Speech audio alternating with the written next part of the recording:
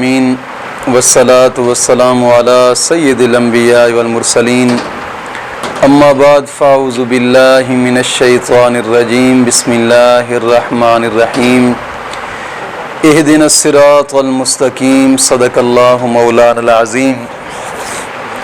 روحانی پاورفل وظائف میں سے آج ایک اہم وظیفہ دوستوں کی نظر کرنا ہے، جو کہ یکم ذوالحج کا وظیفہ ہے، یعنی یکم ذوالحج کا پاورفل وظیفہ ہے یہ۔ اور جیسے ہی چاند نظر آئے یکم ذوالحج کا تو آپ اس وظیفے کو کریں۔ بزرگ حضرات اس وظیفے کو کرتے آئے ہیں اور اکثر سلسلہ قادریہ کے بزرگ اس وظیفہ کو کرتے رہے ہیں اور کرتے بھی ہیں، اس وقت بھی کرتے ہیں۔ یہ الحمدللہ بہت ہی باکمال اور پاورفل وظیفہ ہے یکم ذوالحجہ کا۔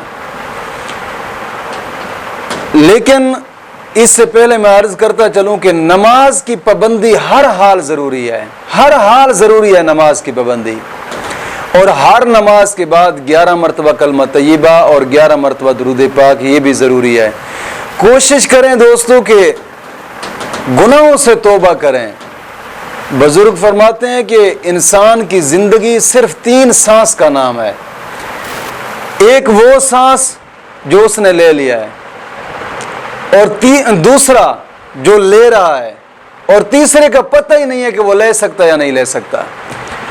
تو دوستو زندگی اتنی مختصر زندگی ہے، کیوں نہ ہو کہ اس مختصر زندگی میں ہر گناہ سے توبہ کریں۔ کوشش کریں کہ یہ وظیفہ کرنے سے پہلے گناہوں سے توبہ کریں، اور پھر ہر نماز کی پابندی کریں۔ ہر نماز کے بعد 11 مرتبہ کلمہ طیبہ اور 11 مرتبہ درود پاک پڑھیں، اور پھر جس وقت ذوالحجہ کا چاند نظر آئے، جس رات ذوالحجہ کا چاند نظر آئے، چاند دیکھنے کے بعد نماز عشاء پڑھنے کے بعد فوراً، یعنی نماز عشاء پڑھ کر آپ نے مصلی سے اٹھنا نہیں ہے، مکمل نماز پڑھنے کے بعد وہیں پر بیٹھے رہیں، بیٹھ کر 11 مرتبہ درود ابراہیمی پڑھیں، پھر 1 مرتبہ سورۃ فتح پڑھیں، پھر 11 مرتبہ درود ابراہیمی پڑھیں، پھر پڑھنے کے بعد آپ کھڑے ہو جائیں، 2 رکعت نماز نفل حاجات پڑھیں۔ اور نفل حاجات ایسے ہی پڑھی جاتی ہے جیسے عام طور پہ بتایا جاتا ہے کہ پہلی رکعت میں ثنا، پھر جناب علی الحمد شریف، پھر کوئی سورت، پھر رکوع سجود کرنے کے بعد پھر دوسری رکعت میں الحمد شریف، پھر کوئی سورت، پھر رکوع سجود کرنے کے بعد اتحیات میں بیٹھیں، پھر جناب علی سلام پھیریں۔ 2 رکعت نماز نفل حاجات مکمل ہو جائے گی۔ مکمل ہونے کے بعد پھر 100 مرتبہ سورۃ فاتحہ پڑھیں۔ 100 مرتبہ سورۃ فاتحہ پڑھنے کے بعد جو بھی دعا مانگیں گے ہر دعا قبول ہوگی انشاءاللہ العزیز۔ یہ سلسلہ قادریہ کا بڑا پاورفل وظیفہ ہے، آپ کوشش کریں اس وظیفے کو کریں، انشاءاللہ مولا کریم ہر دل کی مراد پوری فرمائے گا۔ مولا کریم دین متین کی سمجھ عطا فرمائے۔